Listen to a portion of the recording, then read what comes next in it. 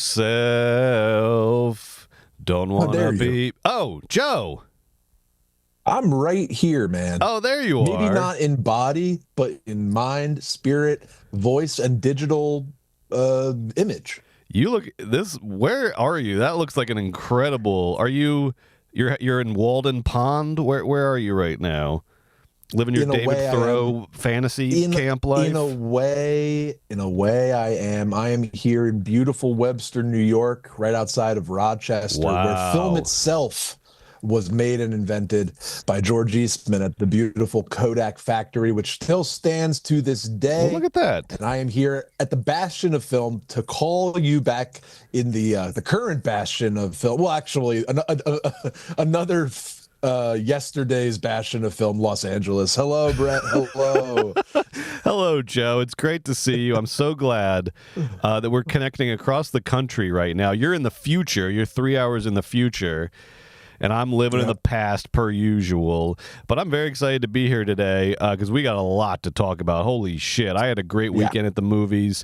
There's a lot going on. What about, let's kick it off with Cannes, Joe, because the 78th Annual Cannes Film Festival is in full frickin' swing right now. Standing ovations. International distribution rights getting bought and sold. Pedro Pascal going so sleeveless, they're going to have to call him Pedro the Cable Guy. Remember Larry the Cable Guy? Oh, is there... Did the joke take a second, or is there a slight delay? Both. It was both. It took me a second, and then there was a delay. Yeah, sorry. Larry the Cable Guy is not the most up-to-date reference, but I love to see Pedro going very sleeveless. Joe, what headlines have stood out to you so far from Cannes? What buzz has attracted your eye? Here's a headline. I'm going to kick your ass in the Cannes Fantasy Draft. Here's the fucking headline. All of my movies are getting great reviews, and you should be shaking in your boots. Now, hold on, though. Eddington was a miss. No. Divisive. All right, so here's what I'm hearing. Divisive. Here's what I'm hearing, and here's what I'm going on. And to be fair, these are all from, this is all from just critics who are not on the actual jury. You're referring to the so-called Cannes jury grid, which is very confusing because it has nothing to do with the actual jury. It is like a group of critics that give sort of like immediate takes on all the movies.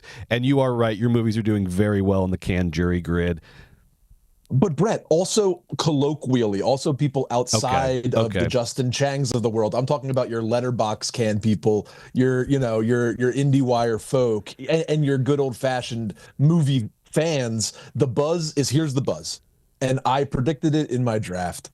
Number one, Lynn Ramsey is a star. And apparently Jennifer Lawrence and Robert Pattinson are amazing in her new film, Brett, called Die My Love. Is that what it's called? Die My Love, yeah. J-Law is already considered an Oscar frontrunner. And last year, Mikey Madsen was considered an Oscar frontrunner coming out of Cannes, and she took it the distance. So that ain't nothing. That ain't nothing to sneeze at. Just either there, I'm grabbing my Palm points or my Best Actress points or Best Director points, easy right there. But not for nothing, I also called some of the unknown knowns, as I like to call them, Brett. This is so lucky. No, honey. The Sound of Falling, is that what it's called, is everybody's favorite hot shit movie out of Cannes right now. I think MUBI is buying it. Is that true, Brett? Or MUBI's looking at it. MUBI's looking at it. MUBI's spending a lot of money. Well, we're going to talk about MUBI. We have a whole segment later in the show about MUBI because they are taking over. As predicted, Cannes has been their coming out party. They bought Die My Love, beating out Neon and Apple. So MUBI is having an incredible Cannes. I don't think they've bought Sound of Falling yet, but I'm sure they're looking at it. And this is a German film written and directed by Masha Shalinsky. 4 generations of German women living on the same piece of land. Apparently it's like operatic and amazing, probably what The Brutalist was supposed to be, but way better. You know what I mean? That kind of a thing. Anyway, and then the word is that Eddington, Ari Aster's new movie sounds fucking incredible. How excited are you to see it, though? Super divisive was the best case. No. Yeah, divisive is best case scenario. I mean, it's just going to be Beau is Afraid all over again, I think, as a Western. And that's all like music to my ears. If there's a movie that I personally am most excited to see out of Cannes, it is Eddington. But I was relieved and excited to see that it was too poppy or too of the moment or too whatever for this Cannes audience. And and I'm just relieved because remember, for me, it's all about winning the big Cannes. So Joe's talking about a Cannes fantasy draft that we did, where we both picked the movies we thought most likely to do well in official selection. Next week, we will have all the rundown on who won that fantasy draft. And to be fair, there's still a lot of these movies that have not screened yet. Alpha, the Julia Ducournau movie, is getting screened today. Jafar Panahi's It Was Just an Accident. You've got, of course, Joaquin Trier's Sentimental Value, which you think is going to win the Palm, hasn't screened yet. Kelly Reichardt's Mastermind. So there's still a lot of chips on the table that we don't know which way they're going. But so far, Joe is right. Sound of Falling, one of his picks, is right now sort of the consensus sort of best movie it can. Eddington got kind of. I mean, divisive is honestly a little generous. I don't think people liked Eddington very much. No, it sounds so good though. I know, I can't wait to see it. I can't wait. It sounds so good.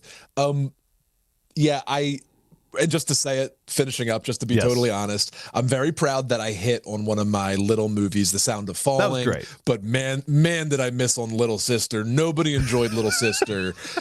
No, nobody enjoyed Little Sister out of Cannes, but you know, we'll see. We'll see when it hits MUBI or Netflix. We'll see. Little Sister. Sound of Falling did get the shortest standing ovation though, at only 4 minutes. So I don't know. That's because everybody was.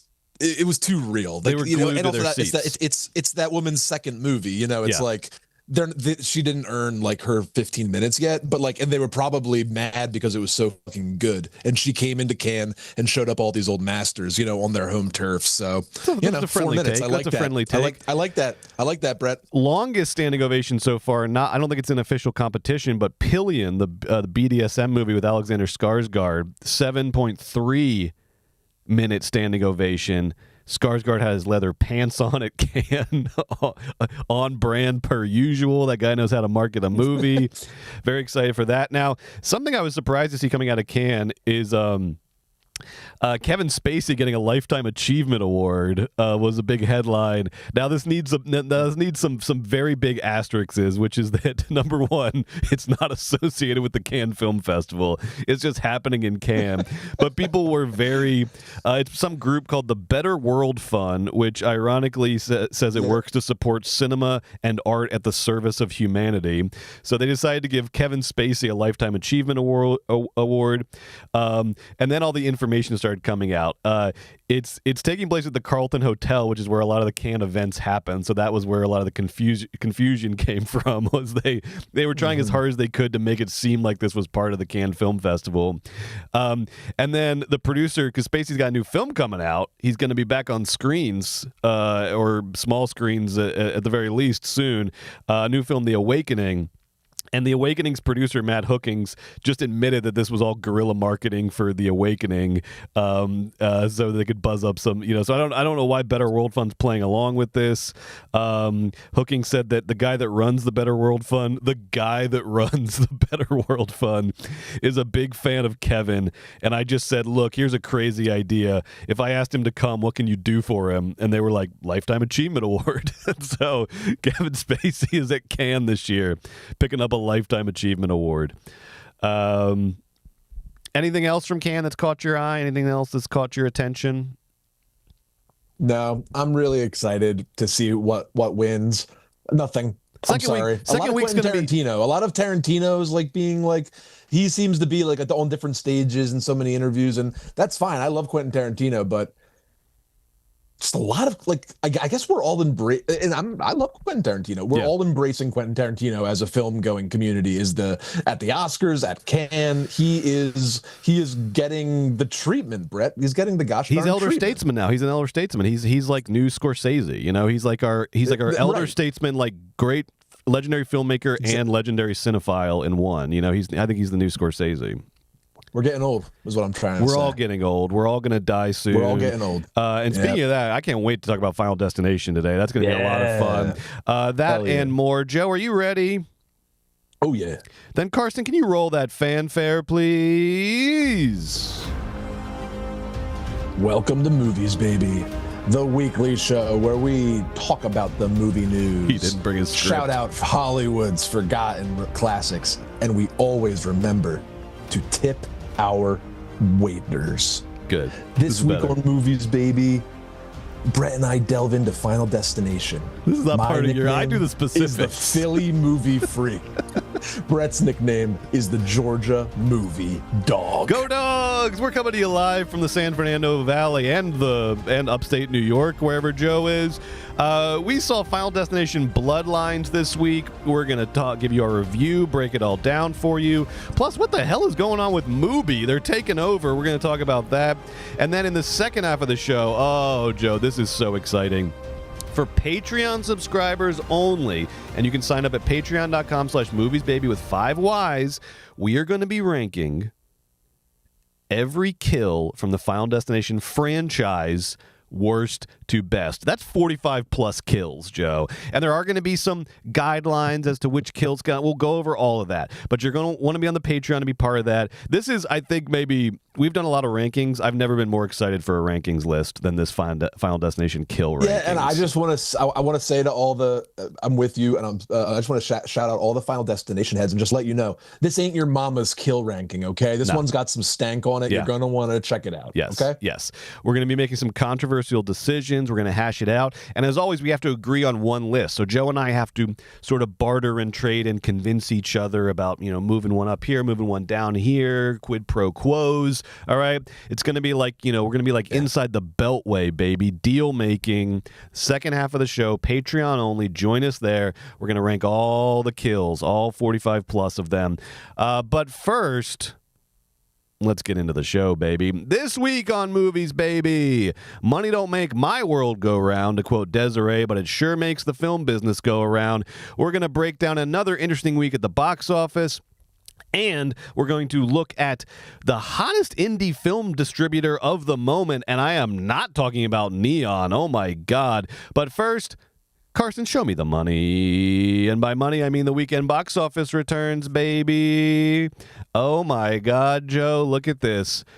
The Warner Brothers 180 continues. This studio cannot miss right now. They couldn't buy a hit the first 3 months of this year, and now they can't miss. Oh, my God. It was just a couple. The New York Knicks of the movies. And I hate the Knicks, but just saying, it is. They're on a hot streak at the right time. Absolutely. And we were just talking, a couple weeks ago, I think, about Michael DeLuca and Pamela Abdy, the heads of Warner's motion picture division, getting canned. And now they're the hottest studio heads in town. Oh, my God. What are we talking about specifically? So, Final Destination Bloodlines, and the Final Destination franchise hasn't been in theaters for 14 years, but it came roaring back with the biggest opening in franchise history, Joe, and that's by a mile. It made $51 million domestic. The previous record in the franchise was 2009's The Final Destination, the fourth installment, which made $27 million domestic. So this almost like close to doubled the best a Final Destination movie has ever done opening weekend. It added another $51 million internationally for a first weekend total of $102 million on a budget of $50 million.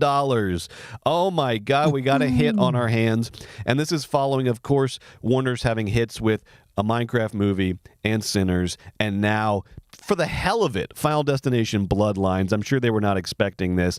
And strong reviews should give this thing a long tail going into Memorial Day weekend, despite some competition. Joe, what do you think about the performance of Final Destination Bloodlines? I like that horror audiences are still somewhat discerning. They pump out a horror a week, but the good people that are fans of horror can snuff out winners and losers. Yeah. I think this one had great reviews, and everybody was like, LOL, like the new Final Destination is supposed to be good. Haha, I love Final Destination. Like it was just like that kind of a low stress nostalgia play that just worked gangbusters. 51 million is shocking though. It shouldn't be like undersold how much love this shows for Final Destination 6. Like, what did Quiet Place Day 1 do? Sorry to put you on the spot, but that's okay. I'll look it up. It was like something like this, and that is just coming from a franchise that has made hundreds of millions of dollars per entry, and then it sort of settled into 60 million, and everyone was like, "This is a big win! Like, this is an IP that can live on forever." This is 52 really million 52 million opening weekend, but basically the same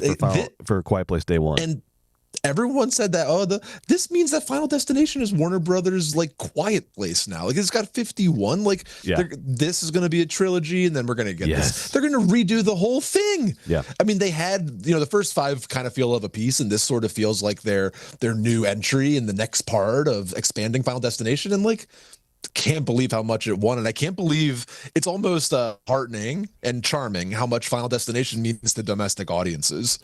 Absolutely. And we've talked about the snowball effect of when, one movie hits and then another movie a couple weeks later hits.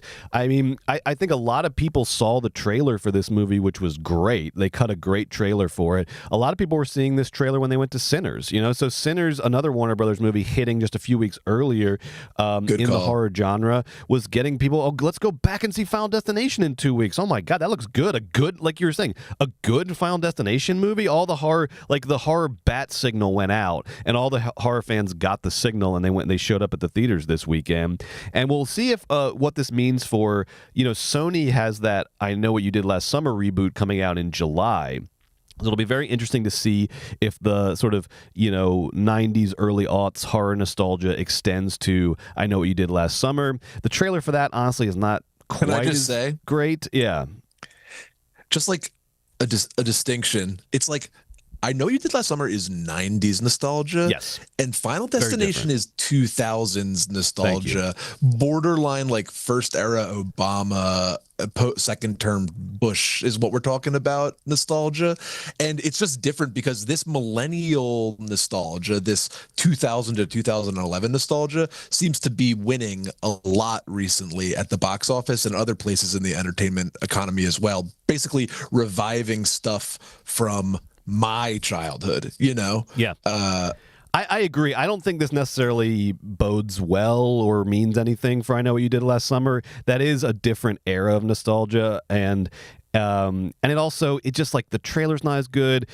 I was kind of, when I was watching, I was like, oh yeah, what happened in I Know What You Did Last Summer? Whereas with Final Destination, you don't have those questions, because all that happens is you get an art museum of kills is what you get in every Final Destination movie. And so, you just what the premise is. You're up for the premise. So I don't necessarily think this means anything for I Know What You Did Last Summer, but we'll see. But they are playing the nostalgia angle hard on that movie, because I saw, in the trailer we get cameos from Jennifer Love Hewitt. I think maybe one of the other original cast members is in there too. Now, Joe, this week, let me be clear, Brett. Yeah. I'll be there with bells on. Sure. Scary fisherman with a hook. I mean, give me all. I'll take all you can get of that.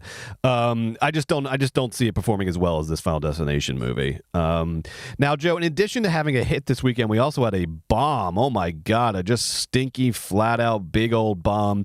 The Weeknd, the musician, tried his hand at feature filmmaking with Hurry Up Tomorrow, which, in addition to getting critically lambasted, is just the latest bomb for our old pals over at Lionsgate.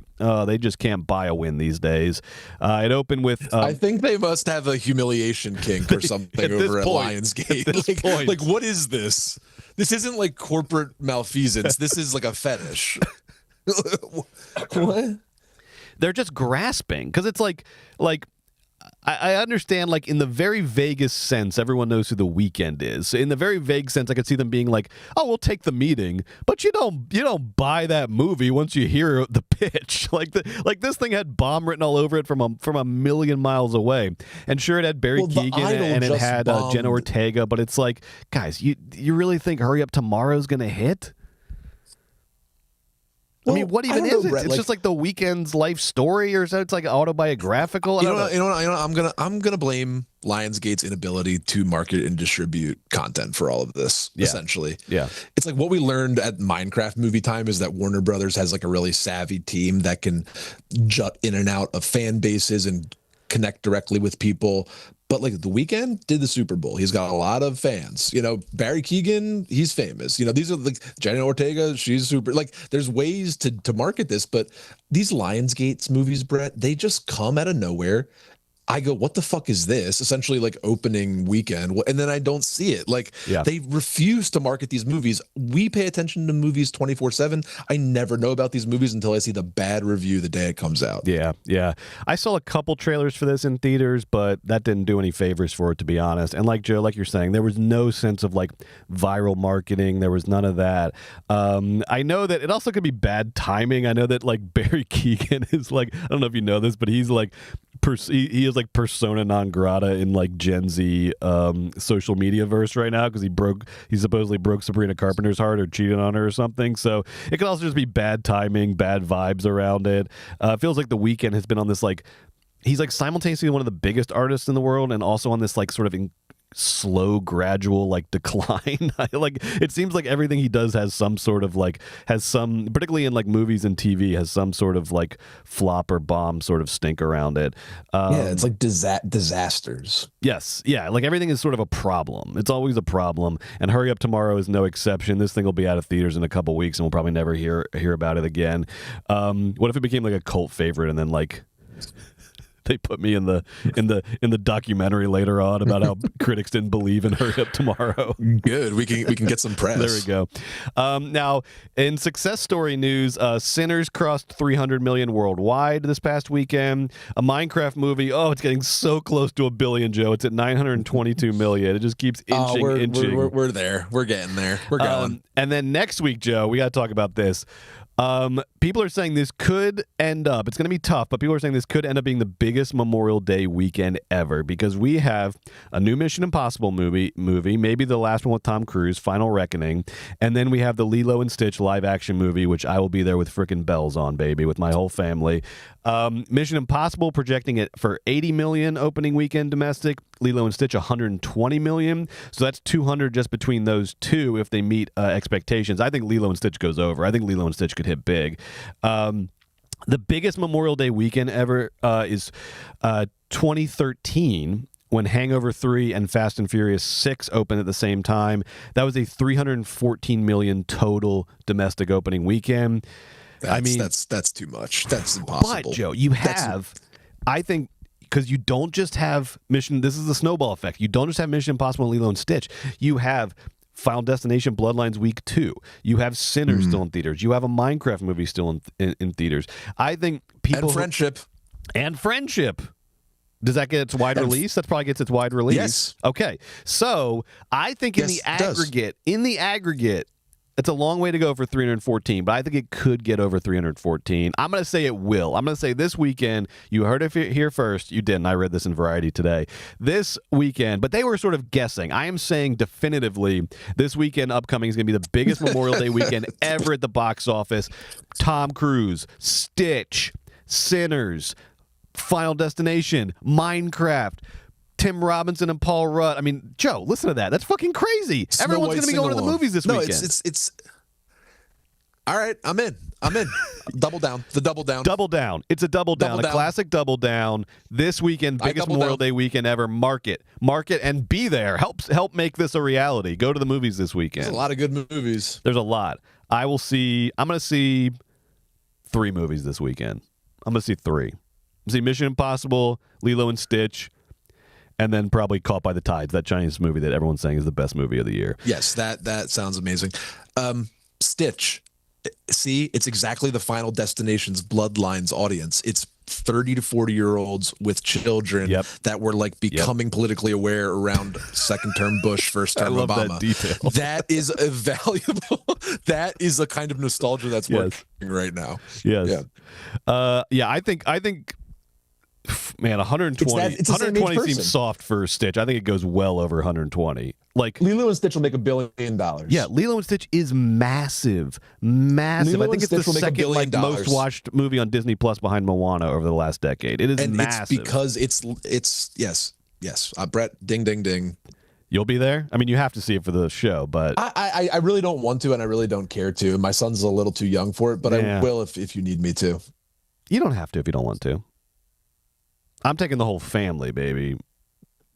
Sandy will wear his Stitch costume. We're going all out for Lilo and Stitch. Obviously you got it. This is This is like Fish is coming for New Year's Eve at Madison Square Garden, and you got all tickets to all 3 nights. And I'm a late adopter too.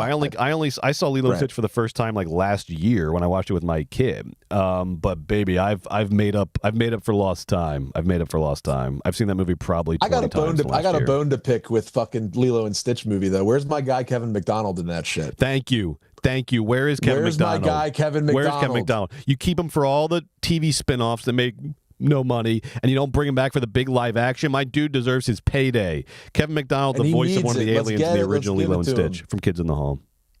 It's unfair. Anyway. It's unfair. And Joe, speaking of money and Hollywood wheelers and dealers, I want to talk about MUBI for a second, because this company is going off right now. And holy shit, does Hollywood move fast, because it was just like Oscar time a couple months ago. We were talking about how Neon had become this like the all-conquering indie film distributor, taking over A24's slot at the top of the pyramid, arguably. But coming off of 5 Palme d'Or wins in a row, winning Best Picture at the Oscars in addition to other awards with Anora. We said, holy, and Tom Quinn, their CEO's getting profiled every which way on all in New Yorker, et cetera, et cetera. We said, holy shit, Neon is the new champ of indie film. And then MUBI said, not so fast. Not so fast, because now MUBI is the company everyone's talking about in the world of indie film distribution. Now, how did this happen? Because if you asked me a year ago, what is MUBI?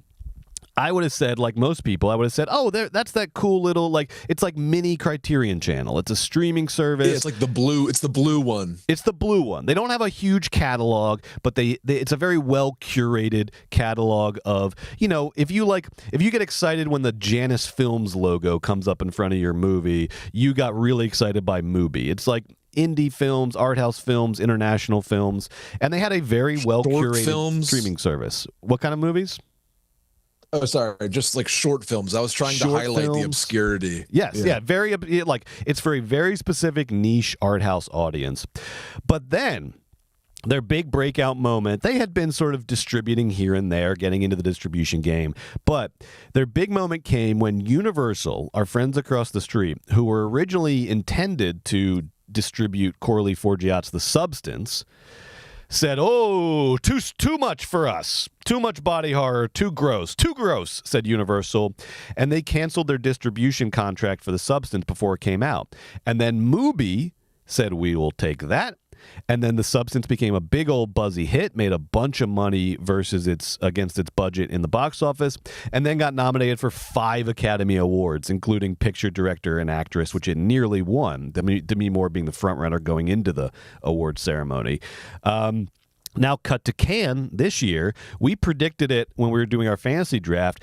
Cannes, if The Substance was MUBI's big breakout moment, Cannes has been its coming out party, because holy shit, they just bought the distribution rights for Lynn Ramsey's Die My Love, which is the buzziest movie at the festival this year. They bought it for $24 million, outbidding Apple, Neon, among others. And this will put them in the Best Actress Oscar race again this year if Jennifer Lawrence's performance is everything that it's cracked up to be, everything that we've heard it is. And then on top of that, they already have Sentimental Value, Joaquin Trier's Palme d'Or frontrunner. They have The Mastermind, Kelly Reichardt's new movie. They have History of Sound, the gay romance movie with Paul Mescal and Josh O'Connor in it. So they are really turning. I didn't even realize it was going to be this big, but Cannes is like, they should call it Cannes, presented by MUBI at this point. They are just owning the Cannes Film Festival this year. And how are they doing this, Joe? Here's the thing that I was that warmed my heart a little bit, Joe, because we are also, building a company in the media space, the entertainment space, film distribution, something we would love to get into. And you see these companies come out of nowhere. You're like, how the hell did they do that? Well, they've been at this for a while, Joe. MUBI started in 2007. Did you know that? 2007. Only because I was studying up for the bit, but right. It's amazing. Yeah, I thought I just became aware of them in the past 2 years or so through their streaming service. They've been at this for a long time, and they have been under the leadership of their CEO Effie Cockerell. They have been building just gradually, intentionally towards a specific audience. Joe, this is what you talk about all the time, building towards a specific niche audience that loves what you're doing. And they've just been building up goodwill, word of mouth. They've never heavily marketed until now when they have to. they've just been steadily building over the course of, what is that, like 18 years they've been around, and now they're finally having their big breakout moment. I love it. I'm really like 8 more years than us, like forever. Yes. Forever they've been around, forever and ever. And it all started. I love. Well, they understood the value of. Well, excuse me. Go ahead, Brett. No, I was just gonna say I love this little anecdote about how Effie Cockerell, who's a Turkish businessman, also was in investment banking and had an engineering degree, kind of bounced around to a lot of different things, but was a film fanatic at heart. And this all started in 2006 when apparently he couldn't find a copy of In the Mood for Love streaming online, and was like so frustrated that he's like, well, I guess I just have to start my own thing. But it's just such like a universal experience. That's how it happens. You know, yeah, it's like for years when we couldn't find To Live and Die in LA on streaming. You know how mad that made us? We should have started our own streaming service. This guy had the right idea, now it's paying dividends. And then last thing I'll say, Joe, before I hand it over to you, is they are now they've been patient, and now they are striking while the iron is hot, because they have partnered with Sequoia Capital, famous investment company, who is was an early investor in a lot of big tech companies, Google, Apple. Sequoia's never done a round of investment for a film production company or distributor, but they are now, because I think they see the value in MUBI. They are right now currently doing a 100 million round of investment, which, if they get it, and I think they will based on all these successes, it will value MUBI at more than $1 billion as a company. This is such a huge meteoric rise that pretty much started with the substance. They don't get to this point without the substance hitting big, but they waited, and then they struck. The substance was a big hit, and now they are taking advantage of it big time. I'm rooting for MUBI. I love what they're doing. Joe, what do you think about the rise of MUBI? Awesome. So exciting. They adopted streaming early. Like, we have all had, as consumers, streaming for a while, but streaming has become profitable like this quarter. Like, the recent quarterly earnings reports confirm that streaming is like mostly profitable except Peacock. So it's amazing. Sorry, it's true. But it's amazing that they saw they had a vision for, they knew the niche audience was there. Despite Criterion thinking or seeing the same thing, they knew they could go even a level deeper into film lovers. And that's just heartening as a film lover. Like, that's how deep film love goes. Like, not only Netflix, not only Criterion, and MUBI is going to be $1 billion company. That's beautiful. But I think that they succeeded, yes, because of patience. But I also imagine they were working their butts off every single day since 2007, nothing patient about it. But also taste. Taste wins.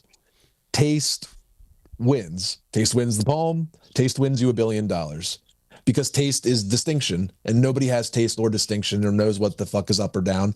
So you got to tell them, and the people that can tell them authentically, that's very valuable. Well, congrats to MUBI. Everything they bought suggests to me they are on fucking fire, and I'd give them $100 million to Sequoia, because those fuckers just picked like 4 of the 10 Best Picture nominees: Mastermind, Reichert, Ramsey. I mean, that's just Trier. Yep. Obvious. It's obvious. So, it's they have taste. So, God bless them. 2 questions for you, Joe. Number 1, do you think MUBI wins the Palm this year, breaking Neon's 5 in a row streak? So that would be Die My Love, like you just said, Sentimental Value, History of Sound. What is that one? History of Sound, whatever that is. So do they win the Palm? Is my first question. What do you think? Yes, I literally have a list with my name next to it that says Sentimental Value or the Lynn Ramsey movie is going to win the Palm. Yes. Now, number 2. Are we right now, because you hear all this, the majors, despite Warner Brothers' successes recently, of course, the headline in Hollywood since COVID has been, can Hollywood get out of this slump? Is Hollywood finally sort of, dead or changing? Is the old studio model dead or changing? Are people going to come out to the movies again? That's been the headlines, for the Hollywood studios. But then under the radar, I was looking at it. Are we living in a golden age of indie studios right now? Indie distributors, like true indies? Because in addition to MUBI, of course, we've got Neon, A24, IFC keeps breaking their box office records year over year. And then like Roadside, Bleecker Street. But really like that that top echelon A24, Neon, and MUBI, I don't think we've ever seen anything like this, because I was thinking back, in the 90s, that first sort of golden age of American independent cinema, of course led by Miramax.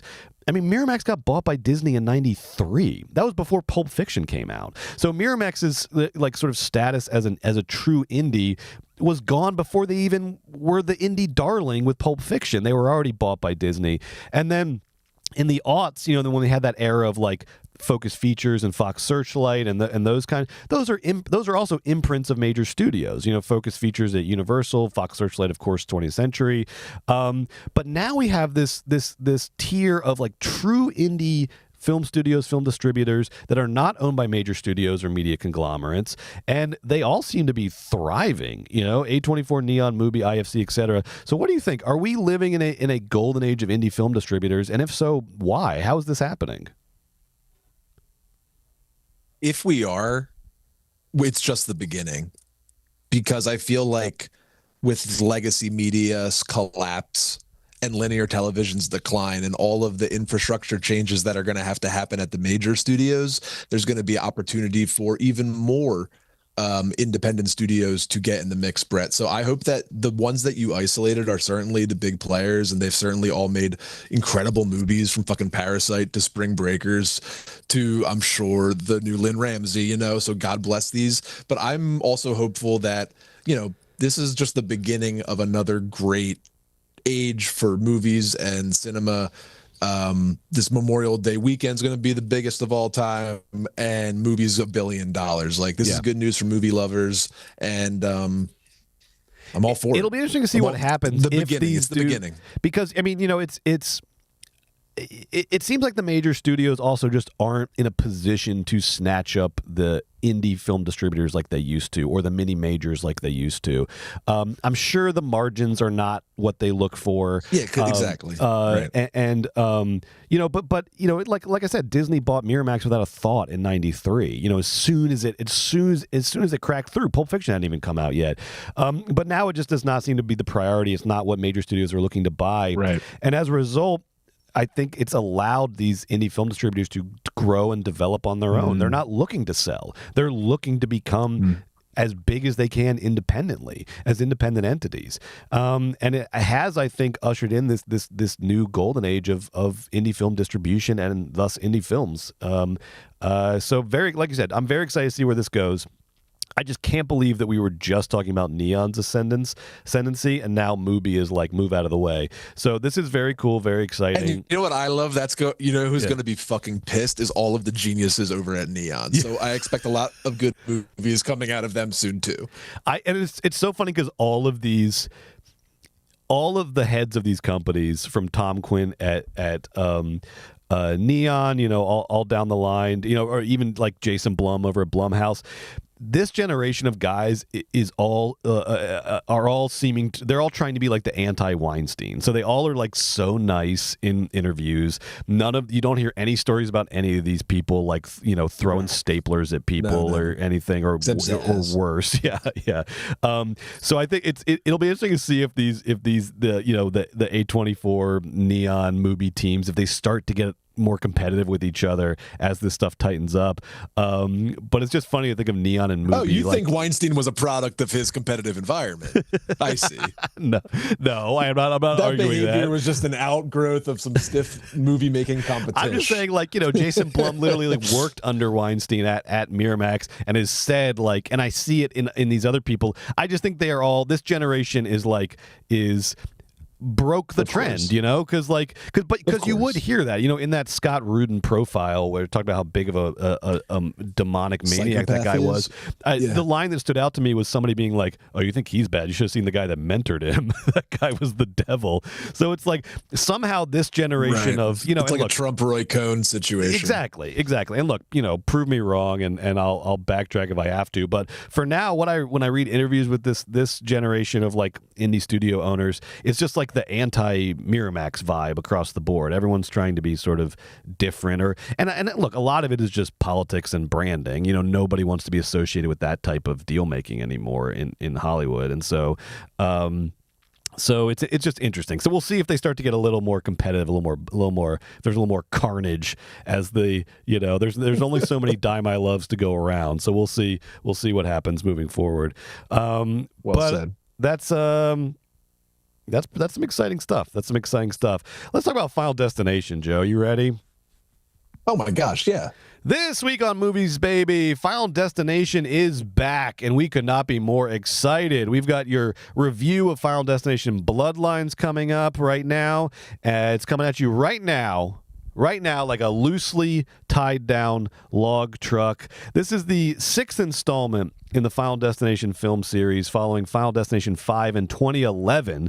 They were ripping them out every 3 years from 2000 to 2011, and then they took a big hiatus. The franchise had dried up a little bit creatively, financially, and then they gave it a rest, but now they've brought it back thanks to directors Zach Lipovsky and Adam Stein.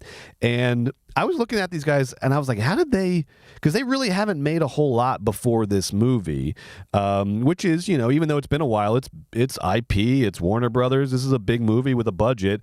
They're best known for a 2018 sci-fi thriller called Freaks, which only made $350,000 at the worldwide box office, but then I think became a bit of a sleeper hit on Netflix, which got them a little reputation around town and got them this Final Destination meeting. But Joe, did you read this story about their Zoom meeting where they essentially won the job? Did you hear about this? No. So they were pitching the New Line, of course, which is owned by Warner Brothers, but is originally the house that Freddy Krueger built, has a big horror legacy, and runs the Final Destination franchise. So they were pitching to New Line, and apparently New Line interviewed 200 directors for this job. And the way that these guys stood out, Zach and Adam, is they, through a series of practical effects and pre-film stuff, they staged a big Final Destination kill in the Zoom call without telling the New Line they were going to do it. So this is what happened. Listen to this. There was a burning fireplace behind them during the pitch, and they're doing the pitch. We're going to bring it back bigger than ever, baby. It's going to be so big. And they're writing, Final Destination, and the S is a money sign like James Cameron pitching for Aliens, all that stuff. And then as they wrap up the meeting, the fireplace behind them exploded and set the mantle on fire, which they had pre-filmed. It was a green screen, I think. And then, but they're acting like it's real, and they're trying to put out the fire. And then they put out the fire and they sit back down, and then there's a creaking sound, and a ceiling fan broke off, falls down, and decapitates the two guys, the two filmmakers. And then everyone knows, it's a big joke. But they staged this whole thing during a Zoom call, and that's what got them the job. I love it. Wow. Chutzpah. You got to have it, baby. So they directed the movie. It was written by Guy Busick and Laurie Evans Taylor based on a story developed by them and John Watts. The film stars Caitlin Santawana as a college student who inherits visions of a previous premonition that her grandmother had that averted a deadly structural failure in 1968. So she inherits that vision, and then through the logic of Final Destination, death is now coming for her and her family members, and they all have to avoid it. And of course, as it happens, Final Destination, they don't avoid it, and they all die in a series of grotesque and amazing kills. Joe, what do you think of Final Destination Bloodlines? I liked Final Destination's Bloodlines a lot, Brett. It was really fun. I liked it. So they did a new thing where they sort of made it about intergenerational, which was good. So basically, the Final Destinations 1 through 5 are sublimely the same, which is very funny and strange. Their plotting is exactly the same with very little changes in how the dynamics of the movie works, and I love them for that. This one says let's open it up a smidgy so that if you evade death and you have children, then death will come for your bloodlines and come for your children and your whole families too. So that's very exciting, and I think that was a great twist on Final Destination and in a way to bring it into the future. The problem I had, before I get to the problems, I also loved the opening scene. Brett, I'm sure you loved it as well. Amazing. Let's just talk about it for a second. the opening sequence is in the 50s when something akin to the Space Needle opens. They call it the Sky View. It's a restaurant in the sky on one of those big platforms. And the opening of the film is a woman going up there. She's nervous, classic Final Destination stuff. That looks rickety. That looks a little shaky. Ooh, that glass, I don't know.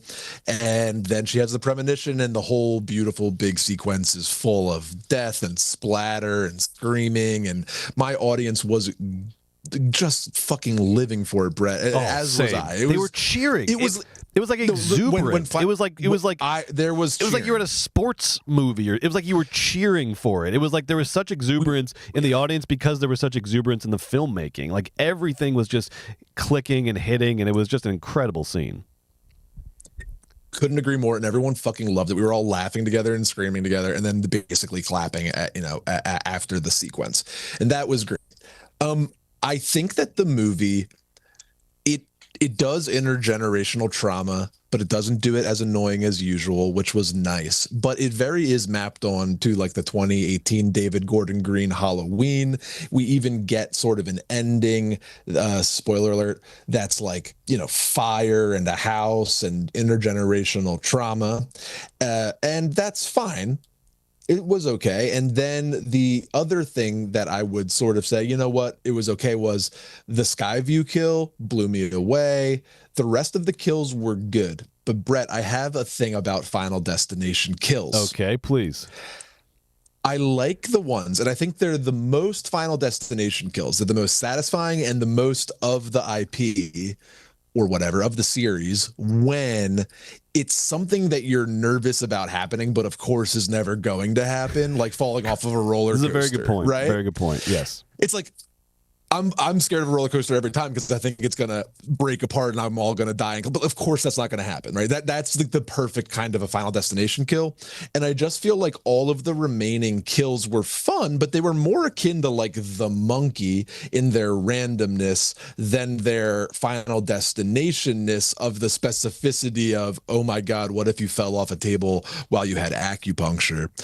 And that would be like my note. It was too much like all of a sudden the thing comes flying out, which is Final Destination-y too. I get that, but it's not my favorite bundle of kills. They did everything I like about a Final Destination kill perfectly up top, and then the rest of it was not annoying, well acted, totally lovely, intergenerational trauma. I will say though, it had some very funny parts, which is a great part about this franchise. I think is wonderful is its sense of humor. This movie had us cracking up, and the movie was really fun. Another great entry in a great series, super fun summer schlock classics. I'll be at the next 12 Final Destinations. How many stars do you give it, Joe? I'm giving this bad boy 2.5 stars. This movie was all right. I like this movie. This movie was fun. Wow. This movie is good. Yeah. 2.5? That's it? Yep. I would say it's the 5th best Final Destination movie. Are you serious? Yes. Wow. I thought with that review that the star rating was going to be a little higher. I'm a little shocked right now. I'm a little taken aback. It was all right. It was great. I love it. I'm glad I made $51 million. I'll watch them all the time. Like the movie itself, like really at the end of the day is all right. It's like Final Destination movies are fun. They're good. I'm not going to sit here and tell you it was a fucking Bong Joon-ho movie. I love them. They're great for what they do. Saws and Final Destinations. We're down here in the muck and the mire, brother, from 1 to 3 stars down here, 5th best Final Destination? Oh, yeah. I mean, very quick back of envelope ranking. Yeah, give me your rankings don't real quote quick. me on it. Real quick back of envelope. Don't quote me on it. I have a passion and a love of 3. Yeah. I'm going to go 3-1, and then I'll go 2, and then I'll go 1. So 3-2-1. Then I'll go 5. Then I'll go Bloodlines. And they're so close. 5 and Bloodlines is like what mood am I in? Like, what did I eat for dinner sort of toss up? Like, it could be 4th, I guess, Brett. And then the reason 5's so high is 5 sneakily has some of the funnest kills in the series. It just randomly has a bunch of banging kills. Then I do Bloodlines, but they're kind of tied. And then the Final Destination, the 4th one, is is fun because I love Final Destination, but that one's I'd give that one 2 stars. Yeah, maybe 1.5 for that one. Okay. Yeah. Well, Joe, I gave love, baby. Yeah, I gave Final Destination movie is great. It is the best horror movie I've seen in theaters this year, not named Sinners. It's the best just pure horror movie I've seen in theaters. I had a blast with this movie. I thought it was great. I honestly thought it was great. I think it's the best installment in the entire franchise. I had so much fun with this movie. Absolutely. And let me tell you why. You hit on all the points, honestly. I think I just felt them maybe a little bit more than you did. I thought they were even better done. Specifically, the theatrical experience, seeing this in the theater, was so incredible. My audience was cheering the entire time. There was just such a sense of elation in the air. It was so cathartic. It was doing exactly what horror is supposed to do, which is that you are not cheering for the loss of human life. You are cheering for the cinematic experience of the kills, which is kind of the purest form of the cinematic experience. Horror is what started it all. For some of the first movies ever are horror movies because it is so elemental to the way that cinema functions. And I thought Final Destination Bloodlines understood that and just nailed that dynamic. Like Joe said, there's not, and look, I'm not, fundamentally opposed to sort of trauma and backstory in horror movies, and a lot of that. This movie had a little bit of it. It had more than other Final Destination movies I've had, but I thought it did a very good job of including that, but not making it overbearing and just letting the horror be the horror. Agree.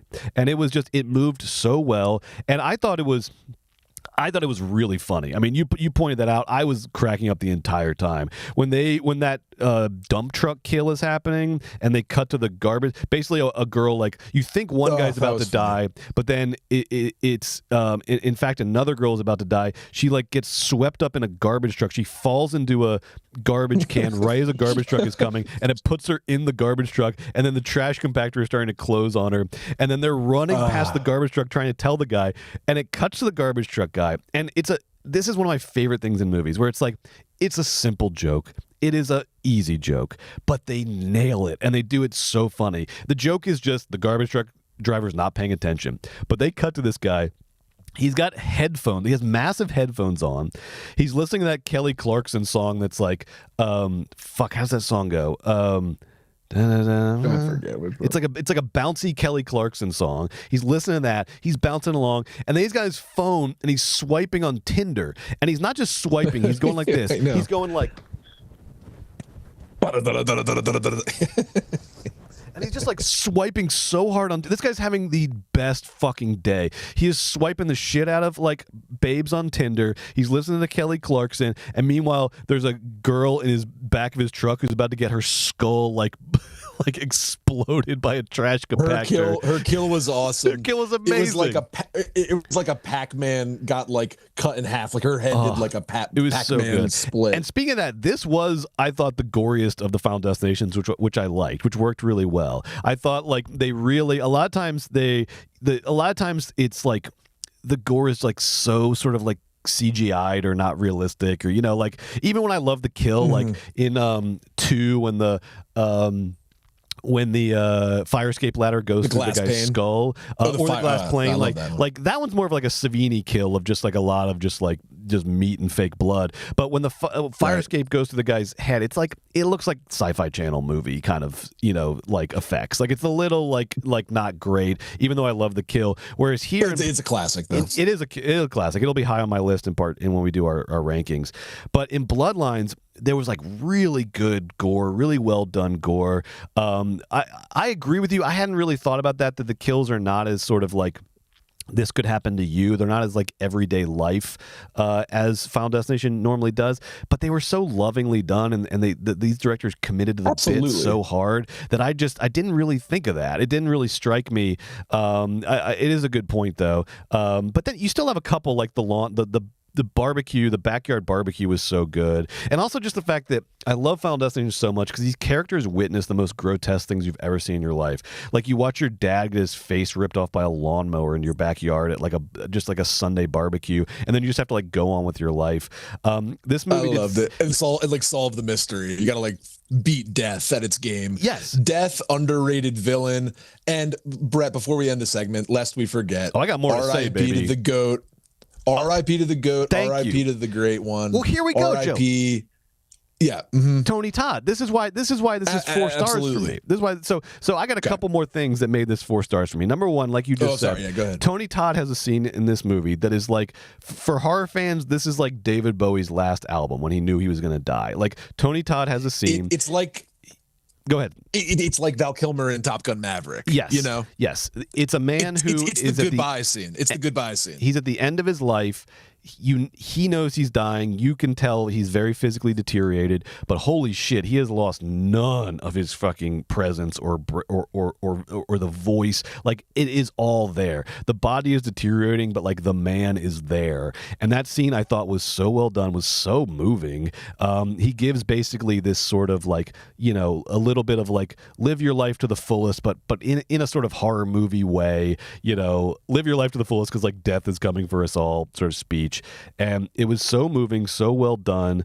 And I liked, you know, I liked those moments, and I liked, you know, the little bit of lore, because there was just a little more sort of character and narrative to this one than you normally get in Final Destination. And I thought it made the kills like sing. It made the kills sort of come alive a little bit more. Normally I like that it's just like, you know, just some nobody teenager that you're watching get like mutilated in a tanning bed. But like in this one, no, I felt like I knew the characters more than I ever knew the characters in a Final Destination movie, and I liked that it worked. I would not have thought that previously. That's true. I like that. I specifically loved the goth kid who works at the tattoo parlor. I thought he was such a throwback to old horror movies. He was such a throwback to like characters you would see in I Know What You Did Last Summer, in the original Final Destinations, like in the new metal, 2004 guy in your suburb who never left, is nice but has a ton of tattoos and is fucked up, you know, that guy. I liked I liked the like goofy bleach blonde hair brother who was like goofy but nice. He was such a throwback. Their dynamics, this is what I'm talking about, Joe. There was something different about this movie. This is why I gave it 4 stars. There were little details. Their little buddy dynamic was so interesting. It was familiar but like better than it had ever been before in Final Destination. And that scene where he's in the tattoo parlor after his dad just got his face ripped off by a lawnmower, and he tattoos dad on his arm, and you realize that like you didn't know it before in the movie. You thought he was just sort of like, you know, rebellious son, hates his dad or is like annoyed by him, and then you realize that he's like adores his father and like idolizes him and like tattoos his name on his arm. This guy that just got his face ripped off. Like the mix of like horror and comedy and actual pathos was like at the highest level it's been in this franchise, I thought, which is why I gave it 4 stars. And then Brett, how that, and then the joke pays off brilliantly at the end of that beat, which I won't ruin, but there's a big laugh about that. So huge punchline. Those dynamics are nice. I you know what? You've made a good point. I think maybe I'll put it above 5 in my ranking because it really is more fleshed out. But I don't know if I'll put it at 3 stars. And here's why. Tell me, please. And maybe some horror person in the comments can save me with this one with the hell yeah, dude. But one thing, and it's not really this movie's fault, but this movie is guilty of it, is in our new reboots of our favorite franchises, the studio always goes for, this is the one where we know how the game is played, like meta-ly, like in a meta way. Like we, the audience, understands how these films goes, is like the energy. So we're already dealing with like the how it goes. And I know the woman is like the whole time like figuring out how death works or whatever, but in Final Fantasy V, they are asking the same questions they asked. In Final Destination 5, they're asking the same questions they asked in Final Destination 1, as if like nobody's ever seen a Final Destination before. And they're like, what do you mean death is following us, man? Like at the midway point. And there's something romantic and nostalgic about that. And in these savvy updated horrors, everybody knows the score. I'm not doing a terrific job articulating my point. Maybe somebody can help me flesh this out. This is a good point. But there's some sort of knowing IP knowledge meta-ness that always recontextualizes our favorite stories as sort of sad intergenerational traumas where we, the youth, can solve the ills of the past and finally demolish our traumas if we all do it together. And we, the youth, we are smarter and we already kind of know the rules of the game. And here comes our grandmother to like fill in one blank, and then we'll take it from here. Same old, same old, same old, same old. Every redo, every franchise. I don't know. There's something to that, Brett, that makes me a little This is a very good point, because one of the miracles of this movie for me is that if you described the strategies of it, like the strategies that the directors took into this movie, if you describe them to me on paper, I would say no, no, no, no, no, wrong, wrong, wrong, wrong, wrong. Making a little meta, bringing in more backstory, bringing in a little bit of intergenerational trauma. No, no, no. But shockingly, it all worked so well for me in this movie. In this isolated movie, it worked really well. And I think it's because there wasn't a sense of the directors like patting themselves on the back for making these decisions. I think a lot of times, like, where these decisions run into problems is where you think they just sort of like, you check the box and then you know, I did it, everybody. I added intergenerational trauma. To me, these directors like earned those decisions. They earned them by just committing to the bit. It's still very much a Final Destination movie, and just by being so sort of like, just being these like exuberant fans of the franchise. And here's the other thing that I love that they did. When we started to get the backstory and the trauma and all that, I was like, oh no, now they can't like kill these people with like weather, you know, with like you know, like with like a falling rock, because we know these people, we like them. They did not soften any of the kills, and they did not soften the classic ending of a Final Destination movie, which I won't give away if you haven't seen them. They stayed committed to the kills even as they were fleshing out the characters a little bit more. I thought it made for a really great, I just feel like it was Final Destination at the next level. And so even though I love the originals and it's maybe my favorite horror franchise of the 21st century, I thought this one was a fitting tribute to the franchise and also took it to levels that it hasn't been to before.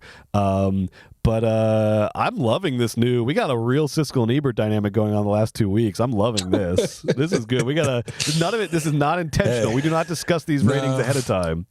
No. This is good. This is good. No. Well, I mean, Joe, people should see this in theaters at the very least, though.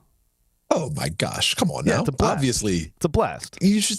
This movie's great. You should totally see it in theaters. My theater, I had so much fun at the movie theater watching it. We were all laughing. We all like kind of became friends during the course of the movie. Yes. It was great. It was great. I'm just, you know, my job is to come here and be honest. You are being honest. And look, 4 is a little crazy, but I'm being honest. I really thought there were just some honesty right there. And like, and it's that kind of thing where it's like, I do this all the time where I'm like halfway through the movie, I'm like, it's a 4 right now, but there's no way it maintains this momentum. But for me, it did. It like kept up the momentum all the way through. There was interesting stuff start to finish. I really, really like this movie. I liked the acting very much, and I thought everyone did a great job, and the kills look great. Yeah. All right. Well, should we get to the main event, the second half of the show? Well, before we get to the second half of the show, let's talk about next week, because next week is a big one, people. This is a big one you're not going to want to miss, because we're going to be coming off a Memorial Day weekend. Are we good to do it on Monday next week? I'm fine. Well, let's talk about that. All right, we'll talk about that later. Okay, so stay tuned to our socials and our Patreon. We'll update you if we have to move this off of the Monday to Tuesday or something. But regardless, we will be back next week. We're going to talk Mission Impossible Final Reckoning, Tom Cruise's last Mission Impossible movie. We'll see. Lilo and Stitch live action, huge Disney movie, getting the live action treatment. Can't wait to see that. And then, all right, now here's the deal, people. This is going out to our Weekend at Bergman's fans. I'm going to offer you I'm going to take something away from you and then offer you the biggest fucking olive branch you've ever gotten in your life, which is, we're going to take one more week off from Weekend at Bergman's, which is, people who don't know what that is right now are saying, what the fuck are these guys talking about? It's our bonus show where we compare a art house movie and a popcorn movie, and we have to pick which one we like better, and we have to be honest, and it's a smash hit on Patreon, baby. And if you're not on Patreon, you should be on it. So we're going to take one more week off a Weekend at Bergman's because we have to rank the Mission Impossibles. This is Tom Cruise's last one. We got to go through and rank them. It's one of the most important movie franchises of our lifetime. So we're going to rank the Mission Impossibles. But here's what you're getting in return, Weekend at Bergman's fans. For the rest of the year, we have so many Weekend at Bergman's episodes planned, I cannot even tell you. Basically, the rest of the year, it's just all Weekend at Bergman's with like 1 or 2 little weeks off. And then coming to you in coming back big November, we are doing a month-long tournament of all of these 80s movies that have moved on, that we chose. We're going to do a big March Madness-style bracket to pick the ultimate 80s movie. It's going to take a freaking month. So... yes, we need one more week off because we have to rank the Mission Impossibles. We have to do it. But then, rest of the year, baby, Weekend at Bergman's fans are going to be living. And if you're not a Weekend at Bergman's fan yet, join the Patreon, get into the back catalog. It's all available on Patreon behind the paywall.